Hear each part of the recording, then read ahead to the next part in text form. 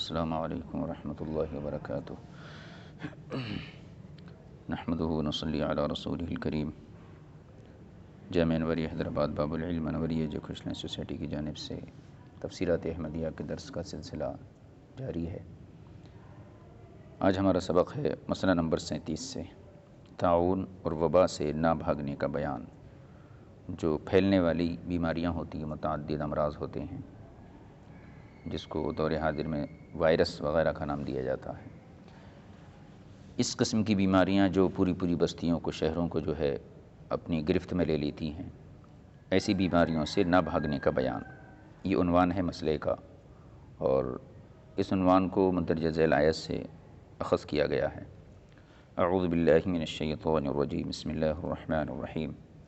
الم تر الی الذین خرجوا من دیارہم وهم الوف حذر الموت فقال لهم اللہ موتوا ثم احیاهم ان اللہ لذو فضل علی الناس ولكن اکثر الناس لا یشکرون۔ صدق اللہ العظیم۔ الم تر الی الذین خرجوا من دیارہم وهم الوف حذر الموت۔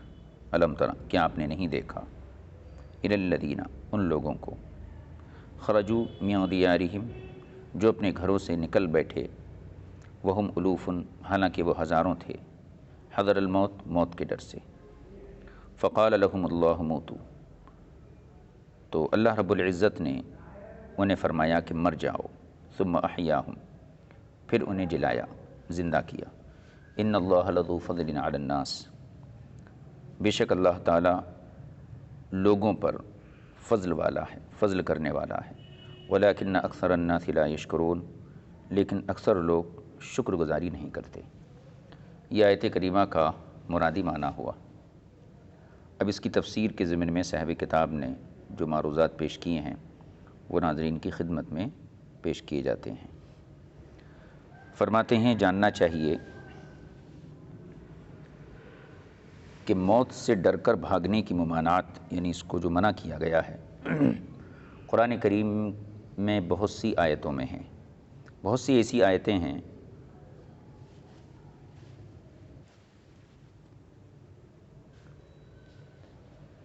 اب اس ضمن میں صاحب کتاب نے یہ فرمایا کہ متعدد قرآن کی آیتیں ہیں جن میں موت کے ڈر سے بھاگنے کی ممانعت ہے، اور بھی آیتیں، لیکن یہاں پر اس آیت کا انتخاب کیا گیا، یعنی اس مضمون کو بیان کرنے کے لیے یہ آیت جو یہاں ذکر کی گئی ہے، یہ سب سے پہلی آیت ہے ان آیتوں میں جن کے اندر موت کے ڈر سے بھاگنے کا حکم دیا گیا، بھاگنے کو بیان کیا گیا ہے۔ اس کے شان نزول میں مفسرین نے مختلف واقعات لکھے ہیں۔ تفسیر حسینی میں ایک روایت کے مطابق یہ ہے، شان نزول یعنی جس واقعے کے پس منظر میں کوئی قرآن کی آیت، ایک یا دو آیتیں نازل ہوتی ہیں یا کوئی صورت نازل ہوتی ہے، وہ واقعہ اس آیت کا شان نزول ہوتا ہے۔ تفسیر حسینی کے مطابق اس کا شان نزول یہ ہے کہ شہر واسط کی طرف واقع ایک بستی داوردان نامی، اس میں وبا پھوٹ پڑی، اور اس کے باسیوں میں سے، یعنی اس کے باشندوں، اس کے رہنے والوں میں سے کچھ لوگ وہاں سے نکل کر دائیں بائیں علاقوں میں چلے گئے، اور بعض جو ہے وہیں قیام پذیر رہے، وہیں ٹھہرے رہے، وہ کہیں بھی نہیں گئے۔ خدا کا کرنا یہ ہوا کہ وہاں سے ادھر ادھر جو چلے گئے وہ لوگ بچ گئے، اور جو وہیں رہنے والے وہ مر گئے، جس سے انہیں یہ یقین ہو گیا کہ وبا سے بھاگ جانا نجات کا سبب ہے۔ تو جو لوگ بھاگ گئے تھے وہ بچ گئے، جو بستی میں رہ گئے وہ ہلاک ہو گئے۔ تو اس سے ان کو یہ یقین بیٹھ گیا کہ وبا سے بھاگ جانا یہی نجات کا سبب ہے۔ چنانچہ ان بچنے والوں نے اچھی خاصی زندگی گزاری، اور اس کے بعد گزارتے رہے، اور کرتے کرتے پھر کسی دوسرے سال دوبارہ وبا پھوٹ پڑی۔ اب چونکہ پہلے سے ان کو یقین تھا کہ بھاگ جائیں تو پھر زندگی بچ جائیں گی، تو ان لوگوں کی گھر بار چھوڑنے کی وجہ موت کا ڈر تھا۔ تو دوسری مرتبہ جب وبا پھوٹی تو اب کے تمام آبادی وہاں سے نکل گئی، پورے لوگ وہاں سے نکل گئے، جو ہزاروں کی تعداد میں لوگ تھے۔ 8,000 یا 40,000 یا 70,000 مرد تھے۔ یہ مختلف روایتیں ہیں۔ ان لوگوں کے گھر بار چھوڑنے کی وجہ صرف موت کا ڈر تھا، اور ان کا خیال یہ تھا کہ یہاں سے نکل جانے کی بنا پر ہم موت کے منہ میں نہیں آئیں گے، موت سے بچ جائیں گے۔ اللہ رب العزت نے انہیں فرمایا مر جاؤ، موتو فقال لهم اللہ موتو، اللہ نے ان سے کہا مر جاؤ، یا پھر فرشتوں نے کہا مر جاؤ، یعنی فقال لهم اللہ موتو، اللہ نے ان سے کہا مر جاؤ، تو اس کے دو معنی بیان کیے گئے۔ ایک تو یہ کہ اللہ تعالیٰ انہیں فرمایا مر جاؤ، ایک یہ ہے کہ فرشتوں کو اللہ حکم دیا کہ ان سے کہو مر جاؤ۔ دو صورتیں ہیں، یہ ایسا ہے جیسے قرآن کریم میں ایک جگہ آیا ہے اللہ یتوفی الانفس حین موتہا، اس آیت کا مطلب یہ ہے کہ روح اللہ قبض کرتا ہے۔ دوسری آیت میں یہ ہے قل یتوفاکم ملک الموت الذی وکل بکم، تمہیں موت وہ فرشتہ دیتا ہے جو تم پر مقرر کیا گیا ہے۔ تو ایک جگہ اللہ فرماتا ہے موت میں دیتا ہوں، دوسری جگہ اللہ فرماتا ہے کہ موت میرا فرشتہ دیتا ہے۔ تو یہ تناقض نہیں ہے، بلکہ مطلب یہی ہے کہ اللہ تعالیٰ بالذات حکم دیتا ہے موت کے فرشتے کو روح قبض کرنے کا، اس کو اللہ تعالیٰ اپنی طرف منسوب، کیونکہ حقیقتاً جو طاقت ہے وہ اللہ کی ہے، لیکن فرشتہ اس موت کا ذریعہ ہے، اس لیے موت دینے کی نسبت کبھی فرشتے کی طرف بھی کی جاتی ہے۔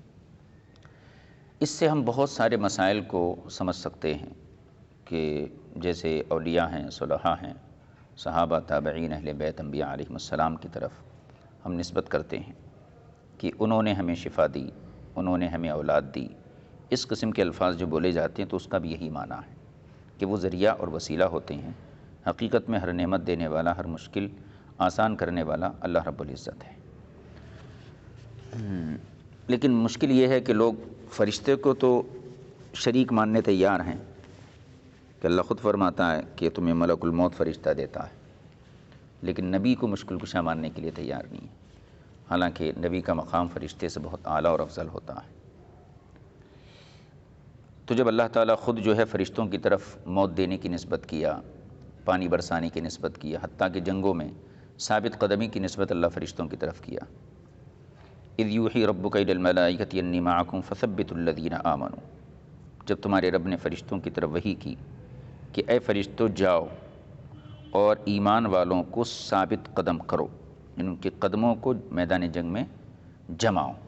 تو حالانکہ ثابت قدمی تو اللہ تعالیٰ دیتا ہے، لیکن اللہ نے اس کام کے لیے فرشتوں کو زمین پر بھیجا، اور وہ حضرات مختلف جنگوں میں آ کر اہل ایمان کی جو ہے حوصلہ افزائی کرے۔ بہر کیف، تو یہاں دو معنی ہو سکتے ہیں، فقال لهم اللہ موتو، اگر یہ معنی کریں کہ اللہ نے ان سے کہا مر جاؤ تو پھر یہ اللہ کا کلام ہے، اور اگر فرشتوں نے یہ کہا تو گویا اللہ تعالیٰ فرشتوں کو یہ حکم دیا۔ بہر کیف، تو اللہ نے انہیں فرمایا کہ مر جاؤ، یا فرشتوں نے کہا مر جاؤ، جن میں ایک نے یہ آواز وادی کی بالائی طرف سے اور دوسرے نے ڈھلوان سے دی، یعنی دو فرشتوں کو اللہ بھیجا، ایک نے بستی کے بالائی یعنی اونچے حصے سے آواز دی، اور دوسرے نے بستی کے نیچے حصے سے آواز لگائی۔ کیا آواز لگائی؟ مر جاؤ۔ چنانچہ یہ سب مر گئے۔ پھر اطراف و جوانب سے، یعنی چاروں طرف سے، ہر طرف سے بہت سے لوگ انہیں دفنانے آئے، لیکن ان کی تعداد اتنی زیادہ تھی کہ وہ سب کو دفن کرنے سے عاجز آ گئے، ہزاروں کی تعداد میں تھے۔ انہوں نے کیا کیا؟ انہوں نے دفنانے کے بجائے یوں کہا،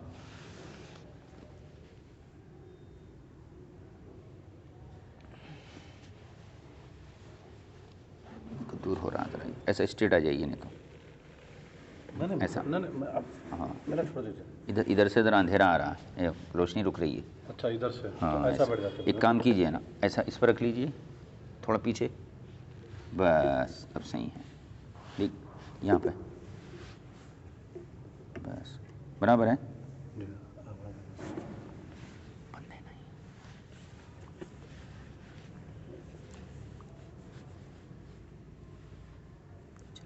جو فنا ہوگا، لیکن اکثر ان کی تعداد کی وجہ سے وہ سب کو دفن کرنے سے عاجز آ گئے۔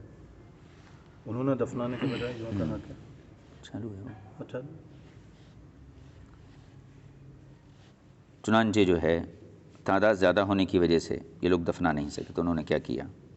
ان کی نعشوں کے ارد گرد ایک دیوار چن دی تاکہ اس میں الگ الگ پڑے رہیں، یعنی جتنے بھی لوگ مرے ہوئے تھے ان سب کے چاروں طرف انہوں نے دیوار بنا دی۔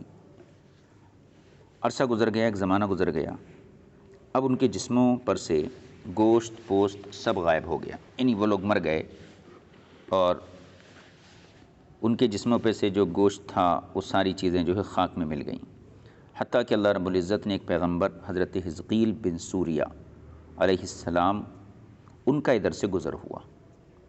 یہ اللہ کے نبی، آپ نے دیکھا کہ ان کی ہڈیوں کے انبار ڈھیر لگے ہوئے ہیں، وہ بھی کھوکھلی اور خاکستر ہو چکی ہیں، یعنی مٹی میں مل چکی ہیں۔ انہوں نے اللہ سے دعا کی کہ پروردگار ان پہ رحمت فرما اور انہیں زندہ کر دے۔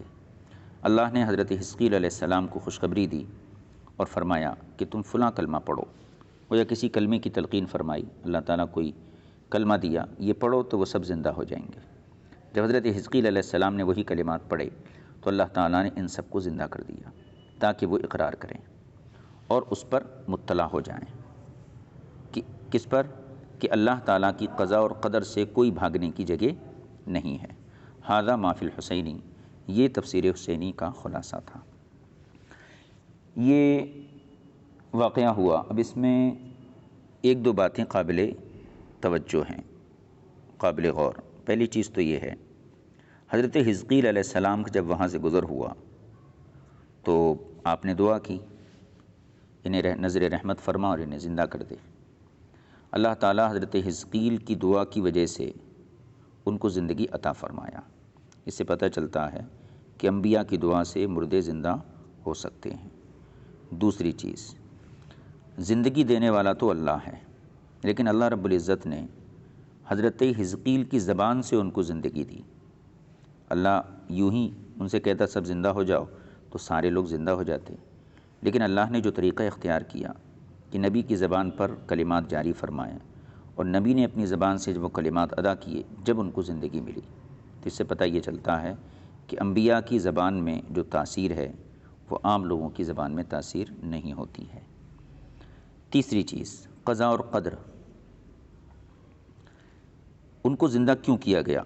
وہ اس لیے کیا گیا تاکہ انہیں تقدیر کے بارے میں علم ہو جائے کہ تقدیر سے کوئی نہیں بھاگ سکتا، چونکہ وہ لوگ ایک وبا کی وجہ سے ڈر کے بھاگے کہیں ہمیں موت نہ آ جائے، تو اللہ تعالیٰ نے گویا اس واقعے کے ذریعے ان کو یہ تنبیہ فرمائی کہ تمہارے بھاگنے سے تمہاری تقدیر ختم نہیں ہو سکتی۔ دیکھو تم لوگ بھاگے، اس کے باوجود تمہیں موت نے آ لیا، اور اس کے بعد پھر ہم نے تمہیں زندہ کیا، یعنی تمہاری تقدیر میں مرنا بھی تھا اور دوبارہ زندہ ہونا بھی تھا۔ تو تقدیر سے انسان کو فرار نہیں ہے۔ تقدیر کیا ہے؟ تقدیر کو بہت آسانی سے سمجھیں تو تقدیر کا مطلب ہوتا ہے اللہ کا ازلی علم، یہ تقدیر کا معنی ہے، یعنی ازل سے کسی بندے کے بارے میں اللہ جو جانتا ہے وہی تقدیر ہے۔ اب اللہ کے جاننے سے بندہ مجبور نہیں ہوتا ہے۔ مثال کے طور پر میرے سامنے یا آپ کے سامنے جو ہے مختلف قسم کی نعمتیں دسترخوان پہ سجی ہوئی ہیں،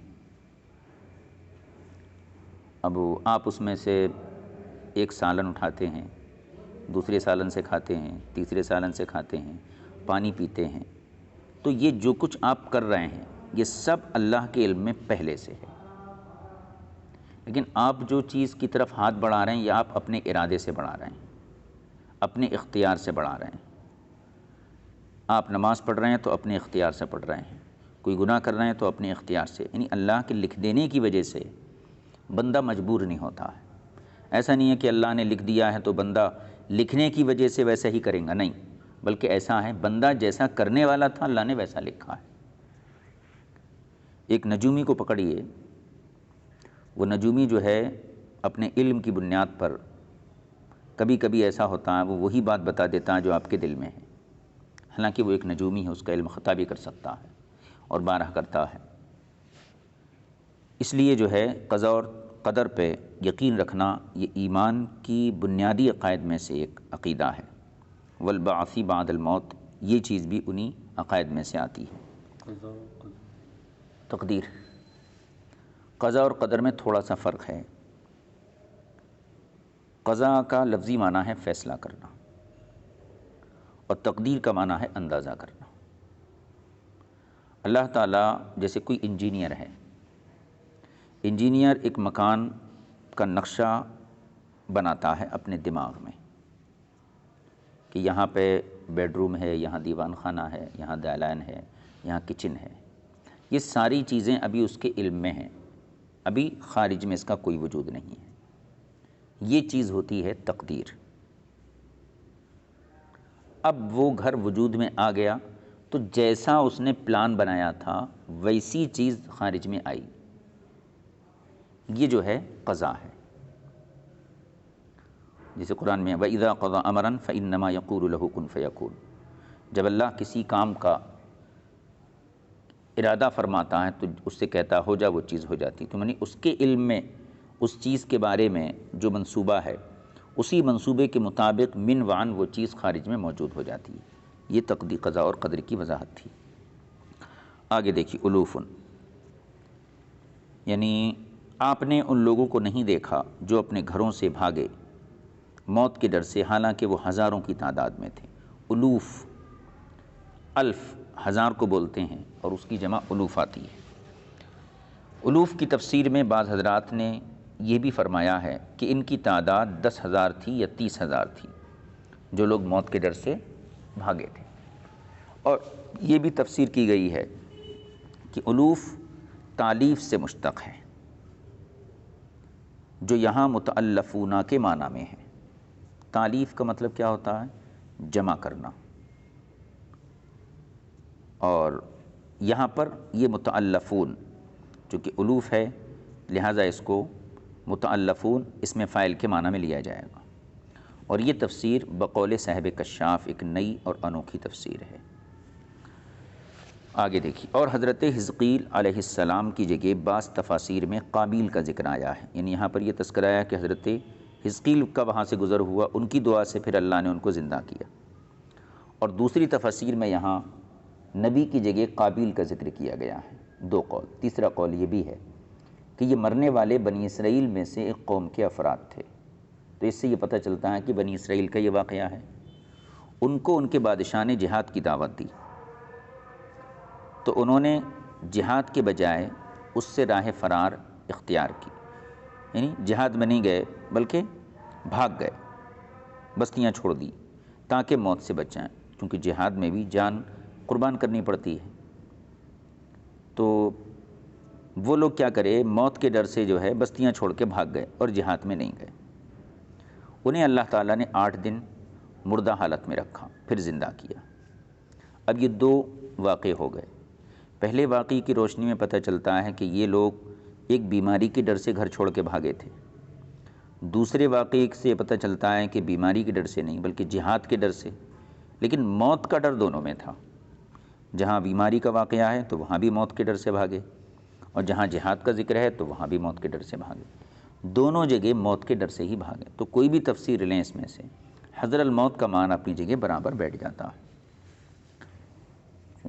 پھر بہر تقدیر، یعنی دونوں صورتوں میں قول باری تعالیٰ علم ترا سے ان لوگوں کے ذہن میں پہلے سے موجود اس واقعے کو پختہ کیا جا رہا ہے، یعنی یہ خطاب کس کو ہے؟ حضور کو۔ حضور کے زمانے میں جو بنی اسرائیل تھے، جو یہودی تھے، ان کو یہ واقعہ پہلے سے معلوم تھا کیونکہ ان کی کتابوں کے اندر موجود تھا۔ تو علم ترا کے ذریعے کیا تم نے نہیں دیکھا، تو حضور کے ذریعے سے گویا اس قوم کو خطاب کیا گیا کہ چونکہ یہ واقعہ تمہارے ذہنوں میں موجود ہے لہذا اس کو پختہ کر لو۔ تو ان کی طرف اشارہ کیا گیا ہے جنہوں نے اہل کتاب سے ان مرنے والوں کا قصہ سن رکھا تھا، یعنی عرب کے وہ لوگ جو اہل کتاب سے ان لوگوں کا قصہ سن چکے تھے، ان کے ذہنوں میں اس موجود قصے کو پختہ کیا گیا، اور جنہیں پہلے لوگوں کے اخبار اور واقعات اہل کتاب سے سننے کا موقع ملا، یعنی پہلے لوگوں کی جو خبریں تھیں، واقعات تھیں، تو اس زمانے میں اہل کتاب جو ہے اہل علم سمجھے جاتے تھے، مشرکین جاہل سمجھے جاتے تھے، کیونکہ یہ کسی آسمانی کتاب کے یا کسی آسمانی صحیفے کے جو ہے قائل نہیں تھے، تو یہودی بہت پڑھے لکھے سمجھے جاتے تھے۔ اس انداز خطاب سے ان مرنے والوں کے واقعے اور ان کی حالت کو بطور تعجب بیان کیا جا رہا ہے، اور یہ بھی کہنا درست اور جائز ہے کہ اس سے خطاب ان لوگوں کو کیا جا رہا ہے جنہوں نے نہ یہ واقعہ سنا نہ دیکھا، کیونکہ اس قسم کی گفتگو تعجب کا مفہوم ادا کرنے کے لیے ایک محاورے کے طور پر استعمال ہوتی ہے، گویا قصے کا عجیب و غریب ہونا مقصود ہوتا ہے۔ یہ تیسری توجیہ ہے، مطلب یہ ہے کہ الم ترا سے خطاب ان لوگوں کو ہے جو پہلے کبھی بھی اس واقعے کو نہ سنے تھے، نہ اس قسم کا واقعہ دیکھے تھے، نہ ان کی زندگی میں ایسا کوئی واقعہ پیش آیا۔ انہیں یہ قصہ سنانے کا مقصد کیا ہے؟ تعجب۔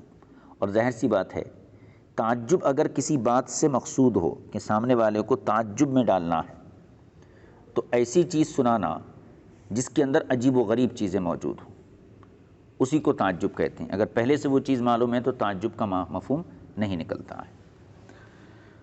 آگے دیکھیے، وہم الوفن، وہ لوگ ہزاروں میں تھے۔ اس کی ترکیب خرجو فعل سے حال واقع ہو رہا ہے، یعنی خرجو کے اندر جو ضمیر فاعل ہے وہ اس کی ذوالحال ہے، اور یہ جو ہے اس سے حال واقع ہو رہا ہے۔ جب حال واقع ہوگا تو ترجمہ یہ ہوگا کہ کیا آپ نے ان لوگوں کو نہیں دیکھا جو اپنے گھروں سے نکلے اس حال میں کہ وہ ہزاروں تھے۔ دوسری تعویل حضر الموت، حضر الموت کا یہ مفعول لہو ہو۔ مفعول لہو کس کو بولتے ہیں؟ وہ اسم جو فعل کی علت ہو، فعل کی علت ہو۔ تو وہم الوفن کی ایک صورت یہ ہے کہ یہ خرجو کا حال بنے، اور دوسری صورت یہ ہے کہ یہ جو ہے حضر الموت کا مفعول لہو ہو۔ اللہ تعالیٰ نے اس مقام پر، اللہ رب العزت نے اس مقام پر ان الفاظ کے ساتھ خطاب نہیں کیا، فَأَمَاتَهُمُ اللَّهُ، بلکہ کیا فرمایا؟ فَقَالَ لَهُمُ اللَّهُ مُوتُوا۔ فَأَمَاتَهُمُ اللَّهُ کا معنی کیا ہوتا؟ اللہ نے انہیں مار دیا، یہ معنی ہوتا۔ اور جو قرآن میں ہے اس کا معنی کیا ہے کہ اللہ نے ان سے فرمایا مر جاؤ۔ تو فَأَمَاتَهُمُ اللَّهُ کیوں نہیں فرمایا کہ اللہ نے انہیں مار دیا؟ اس کے بجائے کیا فرمایا؟ فَقَالَ لَهُمُ اللَّهُ مُوتُوا، ان سے فرمایا مر جاؤ۔ یہ اس لیے ارشاد فرمایا تاکہ اس میں تنبیہ ہو جائے کہ وہ سب ہزاروں کی تعداد میں اللہ تعالیٰ کے حکم سے اس طرح مر گئے جس طرح صرف ایک آدمی مرتا ہے۔ تو اس سے اللہ تعالیٰ کی قوت کا ظہور ہوتا ہے، اور اللہ تعالیٰ کی یہ مشیت اور امر اس عادت سے خارج ہے۔ مطلب یہ ہے کہ بالفرض 8000 اگر وہ تھے تو سب کو ایک مرتبہ کہا مر جاؤ، وہ مر گئے۔ جس طرح ایک کو مارنے کے لیے ایک مرتبہ مر جا کہنا پڑتا ہے، تو اللہ کی قوت اور اس کے غلبے کی طرف، اس کے غلبے کو ظاہر کرنے کے لیے ایسا جو ہے استعمال کیا گیا۔ اب آگے دیکھیے، اس آیت کریمہ کا معال یعنی نتیجہ، خلاصہ اور نتیجہ یہ ہے کہ یہ بات مقرر ہو چکی ہے، ثابت ہو چکی ہے کہ جب کسی بستی میں یا شہر میں کوئی وبا یا طاعون اسے اپنی لپیٹ میں لے لے تو وہاں سے بھاگنا یہ حرام ہے۔ یوں ہی ایسی جگہ داخلہ بھی حرام ہے جہاں پہلے سے کوئی مصیبت پھیلی ہوئی ہو۔ ہماری غرض یہ ہے کہ ہم دونوں باتیں قرآن کریم سے ثابت کریں۔ کون سی دونوں باتیں؟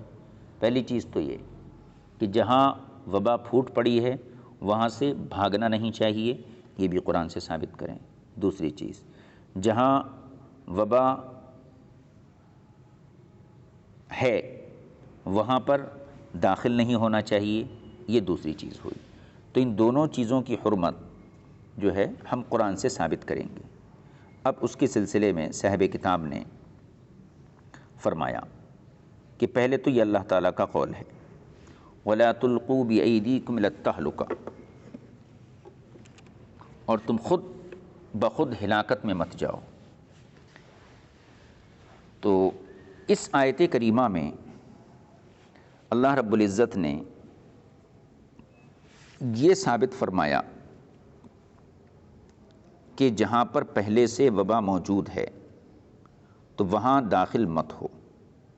تو صاحب کتاب کہتے ہیں یہ اللہ تعالیٰ کے قول وَلَا تُلْقُوا بِأَيْدِيكُمْ إِلَى التَّهْلُكَةِ سے ثابت ہے جیسا کہ پہلے بھی اس کا ذکر ہو چکا ہے۔ اور اس وبائی شہر سے بھاگنے کی حرمت جہاں پہلے سے وبا موجود ہے، حرمت کا ثبوت اس آیت زیر بحث سے ہوتا ہے جو آیت ہم پڑھ رہے ہیں، حذر الموت سے۔ تو دونوں چیزوں کو ثبوت ہوگا، کیونکہ اللہ تعالیٰ نے اس میں ایک قصے کا تو تذکرہ کیا۔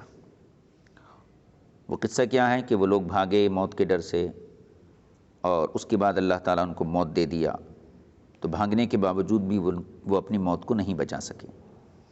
اور قصے کے تذکرے سے نفع یہی ہو سکتا ہے، یعنی جب کسی واقعے کو ذکر کیا جاتا ہے تو اس کے ذکر کا فائدہ یہی ہوتا ہے کہ اس سے عبرت حاصل کی جائے، اور اسے سننے والے ان اسباب سے اپنے آپ کو دور رکھیں جن کی بنا پر قصے والوں پر عذاب یا سختی آئی۔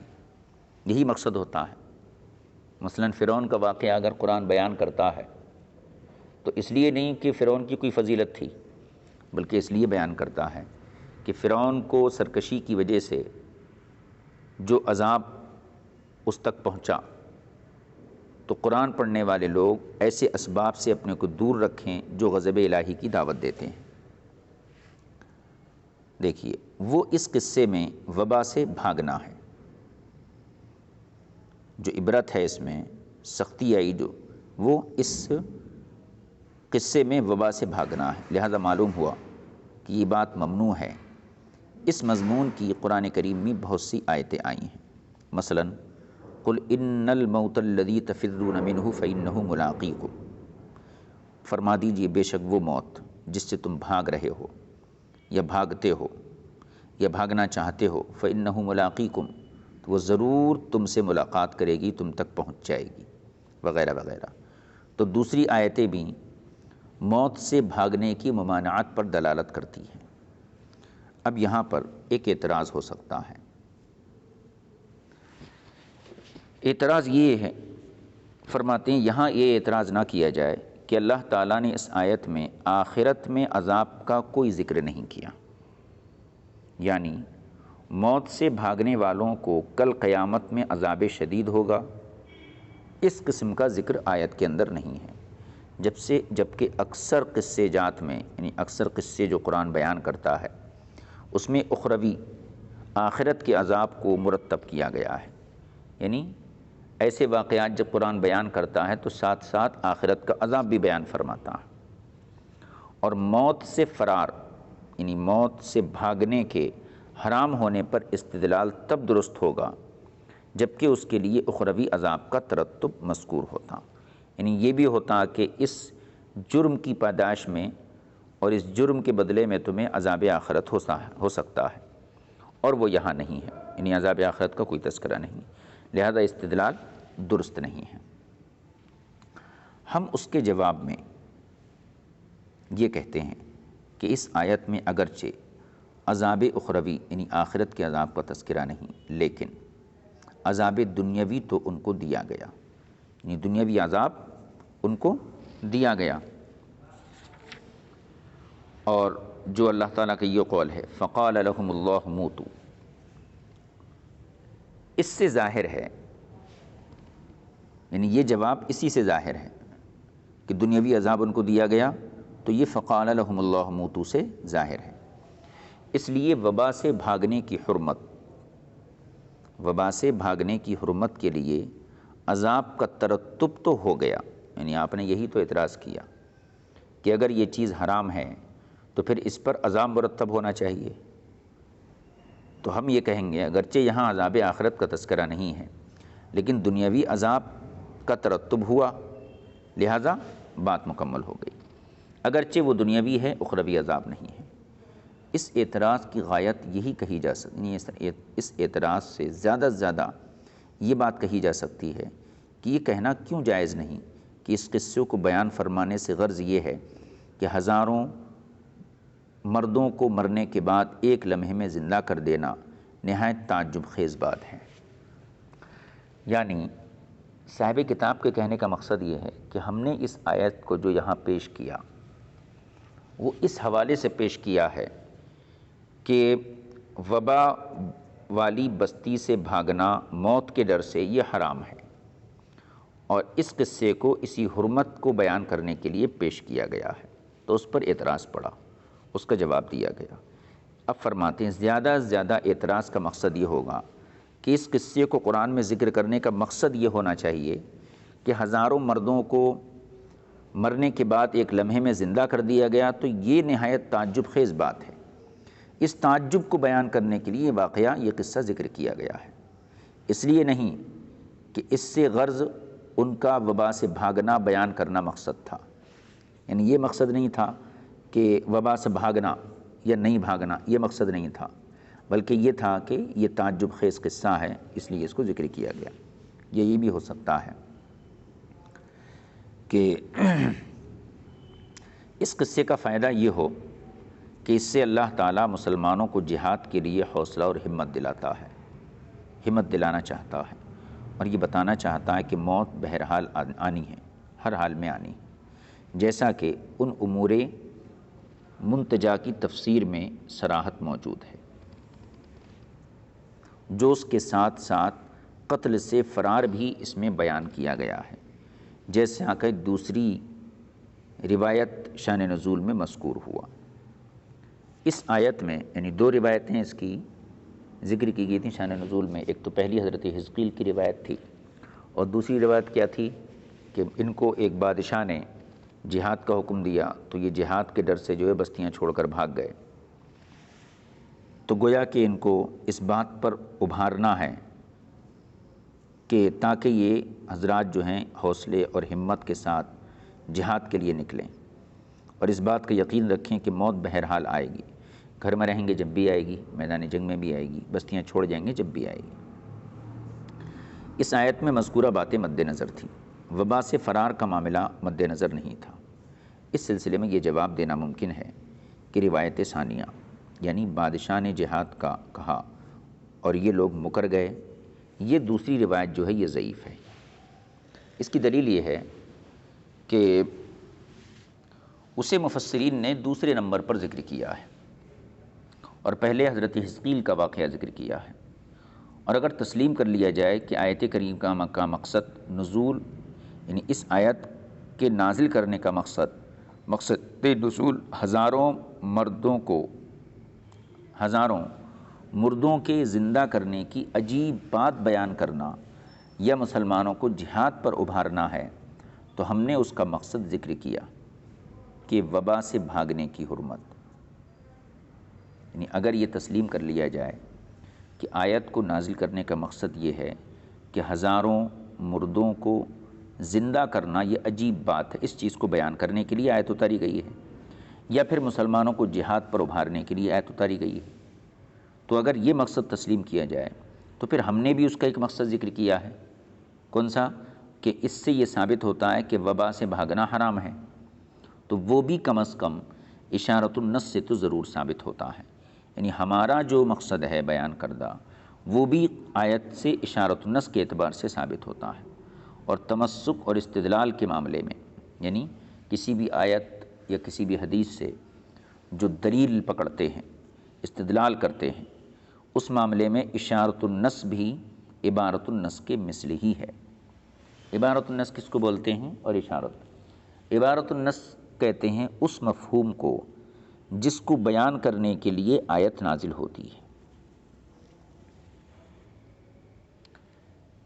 تو فرماتے ہیں کہ اشارۃ النص بھی عبارۃ النص کی مثل ہی ہے، یعنی اگر آپ یہ کہتے ہیں کہ اس کا مقصد یہ ہے، یعنی اس نص عبارۃ النص کے طور پر یہ بات ثابت ہوتی ہے کہ یہ آیت اس چیز کو بیان کرنے کے لیے نازل کی گئی ہے تاکہ یہ بتایا جائے کہ مردوں کو زندہ کرنا تعجب خیز معاملہ ہے، یا پھر اس کا مقصد یہ ہے کہ جہاد کے لیے ابھارنا ہے، تو یہ دونوں چیزیں اگر عبارۃ النص سے ثابت ہیں تو ہمارا بیان کرنا مقصد کہ وبا سے بھاگنے کی حرمت، یہ چیز بھی اشارۃ النص سے ثابت ہے، اور استدلال کے معاملے میں اشارۃ النص بھی عبارۃ النص کی ہی طرح ہوتی ہے، خاص کر جب اس کی تائید احادیث مبارکہ سے ہو جائے، یعنی اگر حدیث سے اس کی تشریح تائید ہو جاتی ہے تو پھر یہ اور بھی زیادہ عبارۃ النص کے مشابہ ہو جاتی ہے اشارۃ النص۔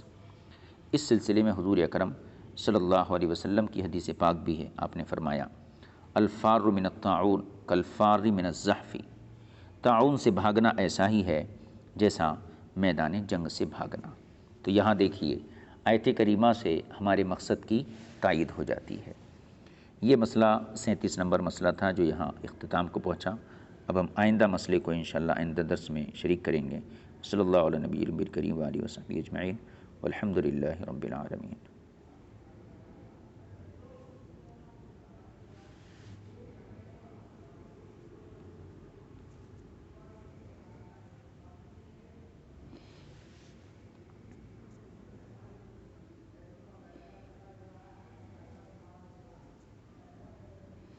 یہ مسئلہ نمبر جو 38 ہے، اس کو انشاءاللہ آئندہ درس میں شریک کریں گے۔ صلی اللہ علیہ نبی الکریم وآلہ وصحبہ اجمعین والحمد للہ رب العالمین۔